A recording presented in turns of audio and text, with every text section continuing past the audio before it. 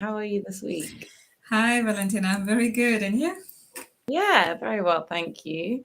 I've been kind of recapping a little bit my knowledge of diet and how that influences our hormones and in turn, obviously, our physical health, but also our mental health as well. Yeah, Um, it's a huge topic, and obviously what we eat really affects so much how we feel. So will be interesting to explore a little bit of a kind of a science and some facts and some myths behind it, right? And the links between gut health and mental health, and yeah. yeah, yeah. So I suppose kind of I'll start with maybe just kind of thinking a little bit about how, like, what the mechanism is, right? That where your diet influences your hormones. I'll kind of focus on hormones because I think it, they're the things which then influence a lot of other processes in our body. So they can kind of make quite a big difference in a number of areas in our mental and physical health if our hormones are kind of out of whack or not quite aligned. Um, so certain, depending on what kinds of foods you're eating and what you're taking in, but also other elements of your lifestyle, you will be either giving yourself the nutrients to create certain hormones, or also stimulating the production of those hormones. And then there's also equally, you might be inhibiting the production of those hormones or not providing the nutrients for those to be created. And different kinds of diets will favor different kinds of hormones. Similarly, different kinds of lifestyles will favor different hormones. And it also really depends on the individual. So this is always going to be the way with anything with health, but especially things like diet, because it is very, very personal, and what kinds of hormones, what your kind of basal hormonal state is will then affect what is a useful diet to affect your hormones. So, for example, Yeah, exactly. So, do you have some examples? I was just kind of thinking for the sake of those who are listening, yeah, hello everyone. Any questions that you have, please throw them our way. We'd love to hear any comments about anything we share, any questions that you'd like to be answered. And definitely, I think, Valentina, maybe you can give some examples yeah, of, how specific foods affect specific hormones, and also maybe how people can recognize what kind of hormonal cocktails are dominating the system, right? Hi, Karen. Good to have you here. So people can kind of recognize, saying like, oh, I'm having these kind of symptoms or this kind of behaviors, or these kind of mm, manifestations in whatever skin behavior, moods, whatever that might be. That would be kind of like a sign that, oh, there are some changes needed, mm, and part of it, there are specific foods that can be used to influence some of those mm. balances or imbalances in our body. So yeah, I'm curious to Well, hear of some practical examples of this, of nitty gritty of interaction. absolutely. Yeah. So, I mean, the first that comes to mind, and a really easy one to illustrate, I think, is when we think about women's health and we think about balancing the female hormones so that we can have a healthy menstrual cycle. And this kind of links in with what we were talking about with cycles last week as well, and protecting those cycles and how our body does them naturally. So, for example, sugar, eating a lot of sugar. So that's similarly with carbohydrates, and especially simple carbohydrates, where you're kind of lacking in the additional fiber as well, and other micronutrients. When we spike our glucose, so when there's a high amount of sugar in the blood, we've got high blood glucose or high blood fructose, we produce insulin. Insulin is a hormone, and insulin tells our body to start storing some of that sugar in fat so that we can use it later, because we've got such a high elevated amount in our blood, we don't need it now. And actually, having really elevated blood glucose will stimulate inflammation, all sorts of the cortisol as well, all sorts of other negative effects really on our body. So But what happens is when we have that insulin released, then the insulin, as well as telling our body to process that sugar from the blood, it also can stimulate some other hormones to be created. So it actually also stimulates in women for testosterone, more testosterone to be produced, which, depending on your hormonal balance, can be, and most of the time is a negative thing, because so for women with PCOS or women who are in menopause, you don't really want to be elevating your testosterone any higher. And that can, when we have elevated testosterone, that can produce symptoms like hair on the face, weight gain. It can also make us we can struggle with our mood, and kind of have those kinds of imbalances that can really affect our mental health, as well as obviously our physical health on the day to day. So measures that we can take, just with this example of insulin and testosterone, is to kind of, essentially so we don't want our blood glucose to be going like this. We want to keep it relatively steady as much as we can. Obviously, there are going to be slight ups and downs, but we don't really want to be spiking it too high. And so measures that we can take is when we are going to eat something that has carbohydrates in it, or if we're going to have a dessert, we want to try and make sure that we're eating fiber, fat, and protein all before, or at least at the same time as when we're eating the carbohydrates or when we're eating the sugars. And what that does is it slows down the digestion of those sugars so that they're released into the bloodstream at a slower rate. So we don't have this immediate spike and then drop. We kind of have more of a steady line, or at least a flatter curve.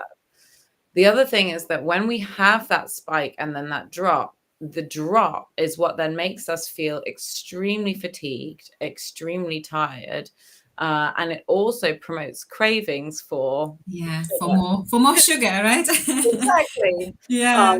So it really kind of inhibits us creating positive habits in our eating practices if we're going through these ups and downs, glucose spikes, because it makes it really, really difficult. When we have a drop in glucose, there's studies that show that we actually act with less empathy because we're tired and we're hungry. I don't know about you. You have no capacity, no mental capacity to hold that in.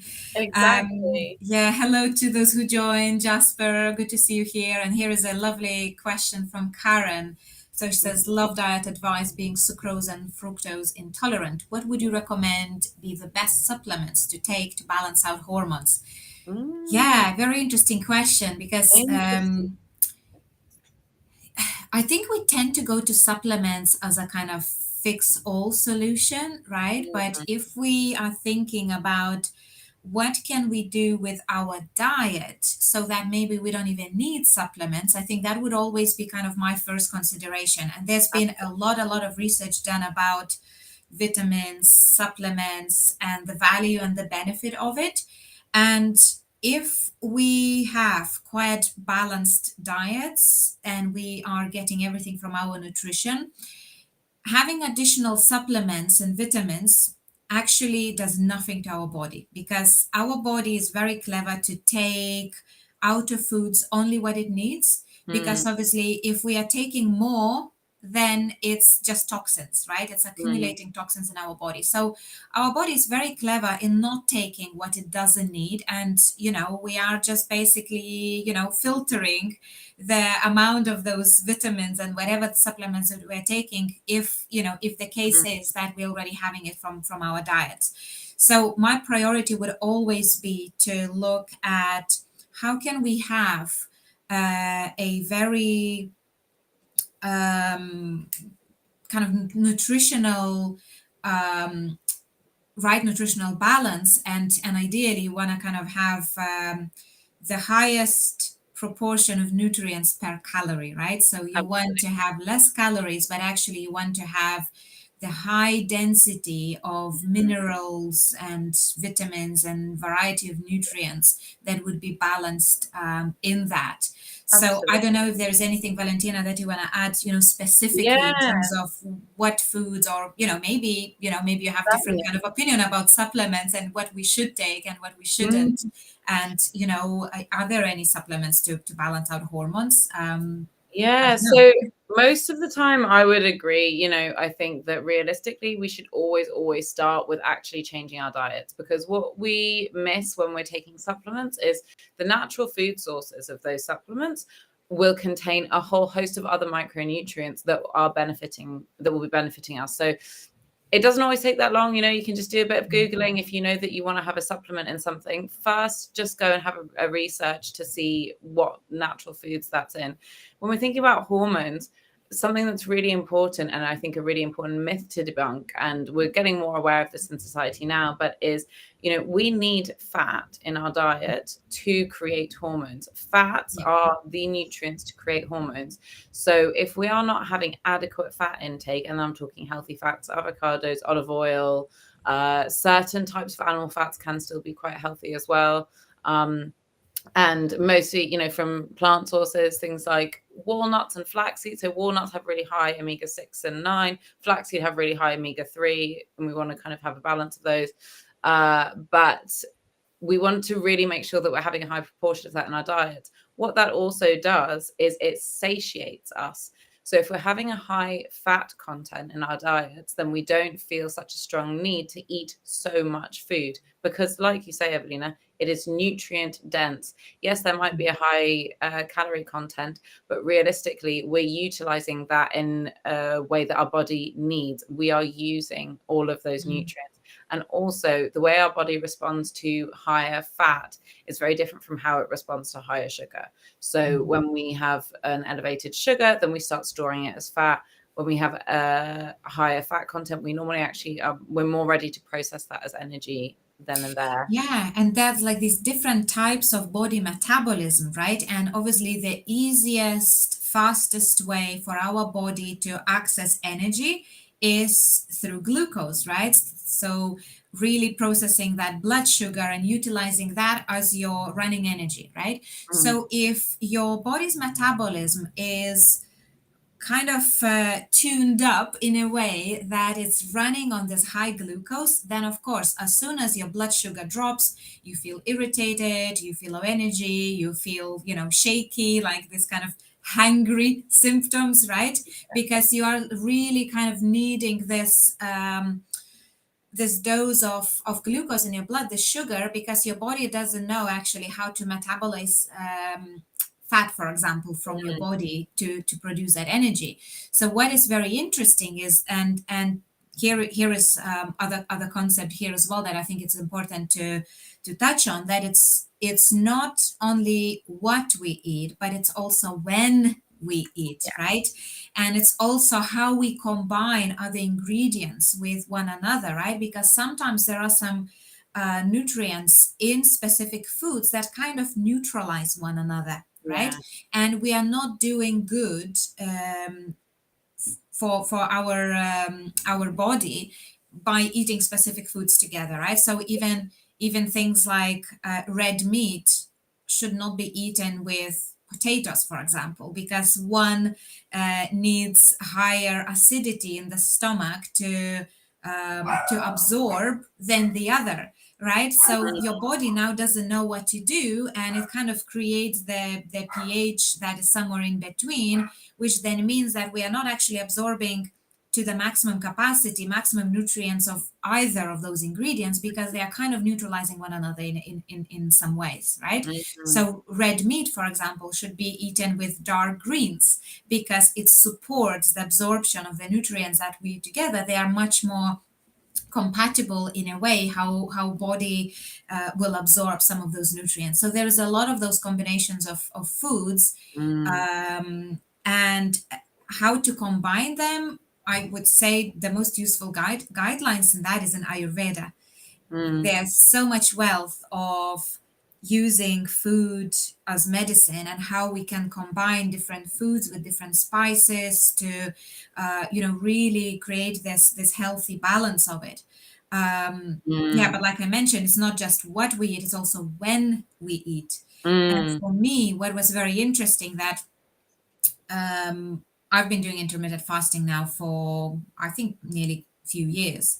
And I've been playing with times when it's good for my body to eat. And it's been very, very interesting because you can really feel the difference that your body responds differently when you eat at different times. So for me, what I found that when I wake up, I'm very hungry. When I wake up in the morning, I always feel like, oh my God, I could, I don't know, eat a cow. I'm always so hungry. Well, I used to be, right? So for me, if I eat first thing in the morning, then you are actually, morning is quite stressful time for the body because there is so many processes that are being switched on to get you ready for the day, right? And now on top of that we have this big meal. So now your body is utilizing that energy for digestion rather than some other body processes.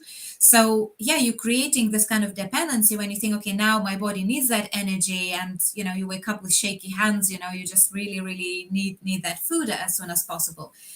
But what was really interesting that when I started actually delaying my breakfast and actually having things like cup of hot water with lemon first thing in the morning, now okay, I can have food a little bit later.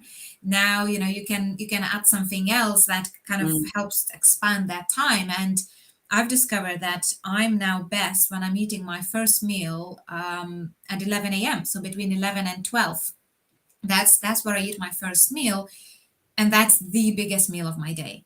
And that becomes if you're having a meal that it's quite nutritious in a way that has a lot of different vegetables. So let's say I would have something like poached egg with a lot of vegetables on the side, and not necessarily fresh vegetables. I could steam them, I could sometimes fry them, or poach them in some ways.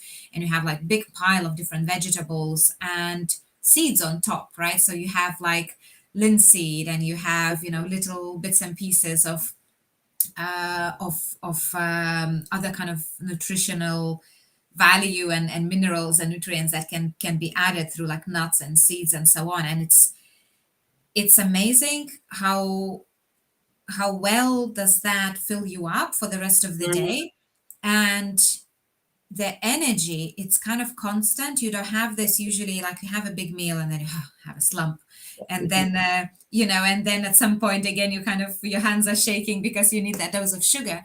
But if you have enough nutrients in that meal, I found that all of my cravings just disappeared, and it was really, really interesting. That's So it. yeah, I had no cravings. And then my second meal of the day is my dinner around 6 p.m. and that's it. And in between, yeah, sometimes I have like a yogurt or a handful of nuts or seeds or fresh fruit. Also, fresh fruits shouldn't be eaten together with your main meal as well. That's other important bit. They should be eaten separately. So yeah, it's interesting. And then having the wider gap when we are not eating optimizes your body's metabolism not to depend on this fast glucose. So your body learns how to metabolize its own energy from your other storage of the fats and the nutrients in your body, which means that you are not having these energy highs and lows. You just have this kind of more constant energy. And the best thing of all, that it really improves sleep. Like for me, when you don't have these high energies of kind of high and low, your sleep is also so much better. So yeah, it's fascinating how through the diet you can actually fix so much, like your concentration levels, your energy levels, your sleep, my skin, that completely take off.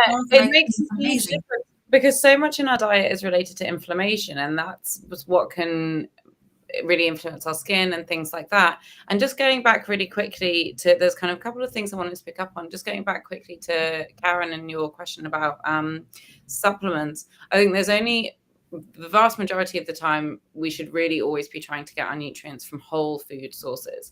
The one thing that I would say is important to be mindful of, though, is your vitamin D. If you live in a country where you don't get that much sunlight, it's likely, especially if you have a darker skin tone, that you will be deficient in vitamin D during the winter months. So that's one thing where notice your symptoms. So listen to your body. If you're noticing that your energy is low, you can also always go to the doctor and ask for a test. If you're noticing that your energy is low or your mood might be low, then it might be a vitamin D deficiency. And if you are going to have a vitamin D supplement, I mean, most of the time I would just advise trying to get outside more and be in sunlight as much as you can. But if that's impossible for you, you work inside all day and it's just not feasible, and you are going to get a vitamin D supplement, then get one that's fat soluble, like kind of, it'll look like a little capsule or a spray, because vitamin D is fat soluble. That's how our body takes it in. The other thing I wanted to pick up on is the way you said, Evelina, that you played with your diet. I think that's a really important word, play, because I think that often we can kind of come to these teachings about health and diet in a very scientific, methodical, regimented way, where we think, okay, I'm going to start doing this, swap this out because of this reason. And actually what we're doing is we're cutting off that listening to our own bodies. So like I said at the beginning, everyone's body is different. Intermittent fasting, you have discovered, works really well for you. It might work well for somebody else, but at a different time frame. Or somebody else might work better having smaller meals at different points, depending on what their level of inflammation is in the body, for example. Because when we eat, it stimulates inflammation in the gut. Some people who have naturally higher inflammation in the body, maybe because of other sources of stress and things in their lifestyle, intermittent fasting could be like a real salvation, just to reduce that inflammation in the gut. Whereas for other people, having, say, less kind of distinct periods where you're eating and actually having more regular things to eat within a certain time frame could work better for them. But the main thing here is, exactly like you say, play with it. So do something, see how it feels, really mindfully take note of that, and try it for a little while, a couple of weeks, see how the effect on the body, how that makes you feel, and then try something else. And really learn to listen to what your energy levels are saying and what your stress is saying. So, because cortisol, actually, it's interesting you mentioned as well in the morning, we've got so much going on. It's also because our cortisol spikes in the morning to help us get up. And we need those higher levels of cortisol, but then of course we need to use it, right? Totally. And understand that, okay, when we're in this state of elevated cortisol in our bodies, we don't need to be doing other things to add to that state of cortisol. We can actually be doing things to kind of reduce it. And so for having a big meal or something high in sugar, a lot of people will have a very sugary breakfast. It's in our culture and tradition, unfortunately. Things like toast or with sweet jams, or porridge with sweet toppings. What that then does is that then elevates our cortisol more and elevates our inflammation. So really, taking a note of making sure that you're having enough fiber as well. Like you're saying about having the steamed vegetables is really useful to have that fiber, because it keeps you full. Also, what that does is, and what I think is really important to mention, and I can't believe you haven't touched on yet, but is the gut microbiome. So our 95% of the serotonin in our bodies is produced in the gut by our gut bacteria. So if we don't have healthy gut bacteria, we don't have serotonin, which we need for our energy levels, for our moods, to connect with other people. It's really, really important to feed our gut bacteria. So again, another myth is that a lot of people will have loads and loads of probiotics. So loads of fermented foods, kombucha, things like that. That's all wonderful. We definitely need those. But once the bacteria gets into our gut, it needs to eat something to Yeah, survive, but to what make do we feed it with, right? So it's not just, exactly. we often think about kind of feeding us, but also our diet's supposed to be feeding our microbiome, right? And both from gut perspective, but also we have skin microbiome. We have, all other microbiome, for example, in our mouth, right? There's a completely different cultures that live in microbiome of our mouth to what it is in our gut and to what it is in our skin and other areas of our body. And it is such a big part of our health and our immune system that we have to think holistically, and we need to kind of feed those cultures as well, right? And other important aspect with that is inflammation in the body, right? Because if there is inflammation in the body, then all of those nutrient absorption processes do not happen at kind of molecular cellular level, right? So even when we think about something like depression is now shown huge links with high levels of inflammation in your body. And people who are resistant to antidepressant medication, now they've realized that as well, those people who are the most resistant to it, they have the highest levels of inflammation in your body. So therefore, in certain cases, now doctors are prescribing anti-inflammatories alongside your antidepressants to kind of boost the chances of that. But obviously, why do we want to take anti-inflammatories and antidepressants and all of those things, where instead of that, you can take 10 steps back and think, okay, what can I do naturally to reduce inflammation in my body? What can I do naturally to, boost the production of serotonin? How can I increase, the natural amount of prebiotics and probiotics, right? So I can feed, not just my body, but also all of the microbiome and all of these healthy cultures.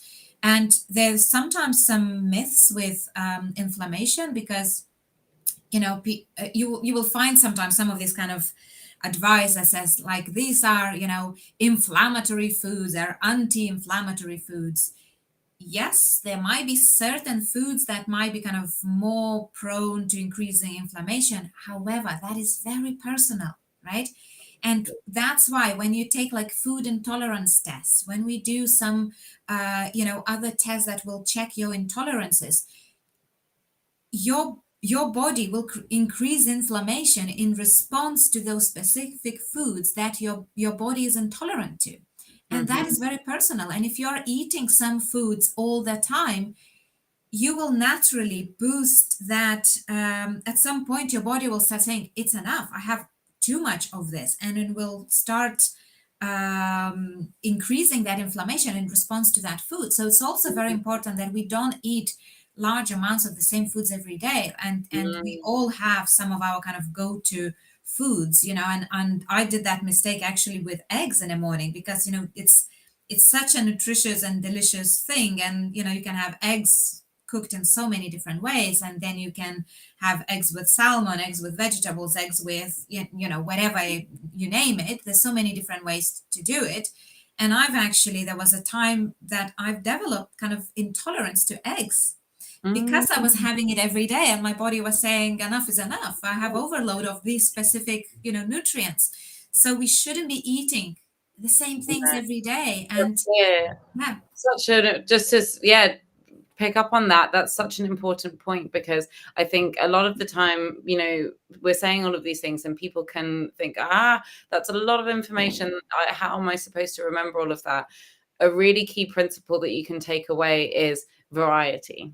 So just try and break out of your habits a little bit and try and have a variety in the things that you're eating. Don't get the same lunch every single day.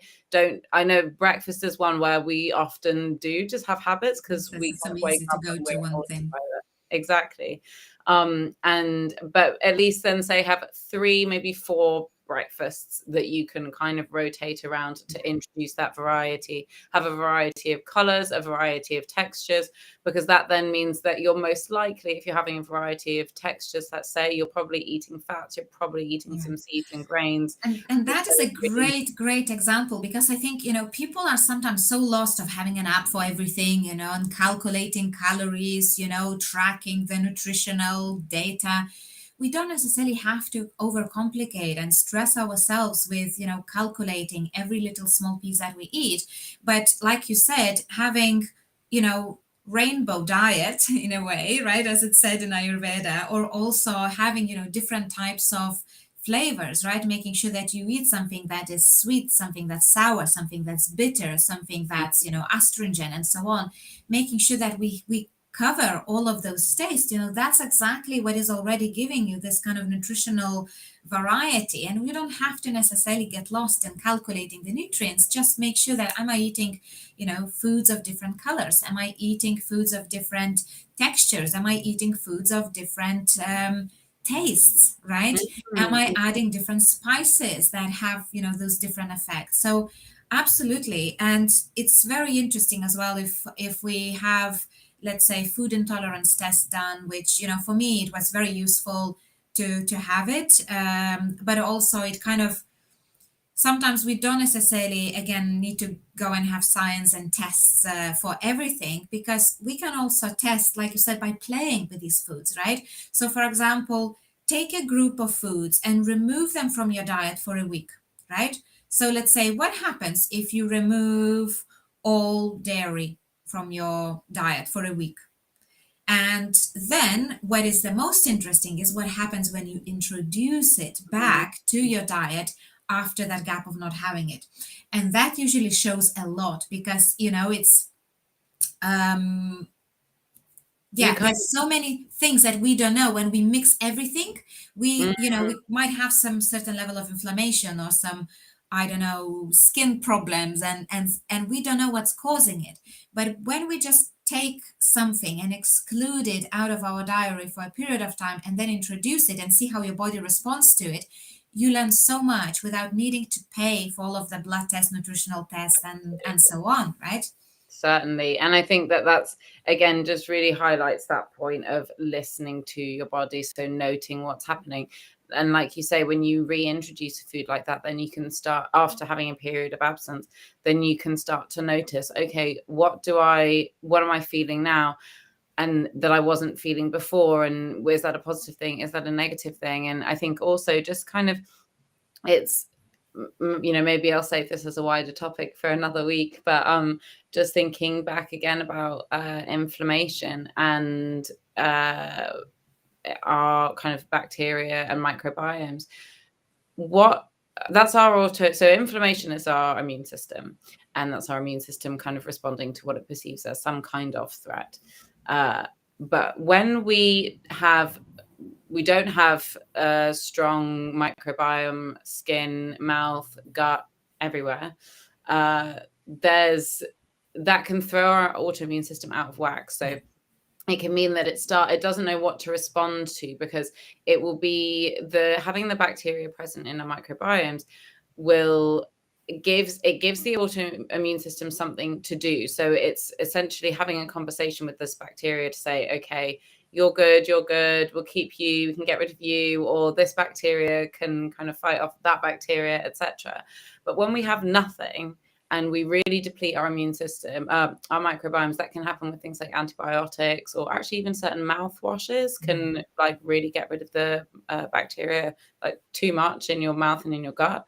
And similarly, even overwashing of hands and surfaces can mean that we're not introducing enough bacteria, and so our immune system doesn't know what to do and ends up perhaps attacking itself, essentially, right? Yeah. So we have all these kind of autoimmune diseases that are very and even like a lot of allergies and so on. If you think about this, like nowadays everybody has some sort of allergy, like why on earth, that was not the case 20-30 years ago, right?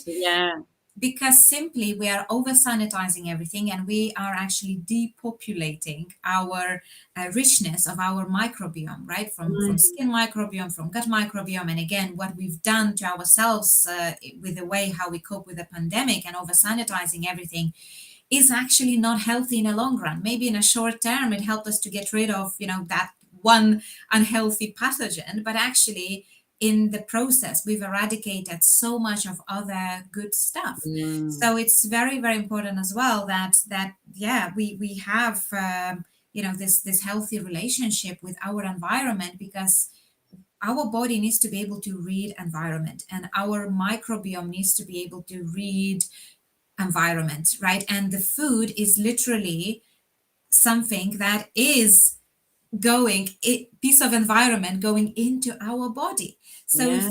if we get rid of our gut microbiome, now we are limiting our body's natural intelligence to process our environment and therefore to respond to it in healthy ways. And it's Mhm. creating all of these unhealthy illnesses, autoimmune diseases, skin irritation, and eczemas, and so on. So, yeah, probably, it would be interesting to explore maybe next time all of these mechanisms of how it happens, and actually maybe the links between different types of microbiome and how it affects our immune system, because it's Certainly. huge important topic. Yeah, absolutely, absolutely. And as always, I think it's when we start to verge off onto a completely new topic that I think, okay, maybe that's a good time to conclude. But I guess kind of the summary really of today is about having variety and listening to your body and playing with your diet, and also just doing your own bits of research as well where you can, to find out what kinds of foods might be giving you the kinds of nutrients that you need. Yeah. Thanks a lot, Valentina. So thank you everyone who joined. Thank you, Karen. Thank you, Kalina. Thank you, Jasper. Thank you everyone who commented and engaged with us. And if you have any other questions, then please feel free to comment, and we can answer in the future chats, and or you can even reply in DMs or replies in this post. So feel free to share what you've taken out of this, anything new that you've learned, anything else you would like us to cover next, and we'll speak to you next week. Wonderful. Speak to you next week. Bye, Valentina. See you. Bye.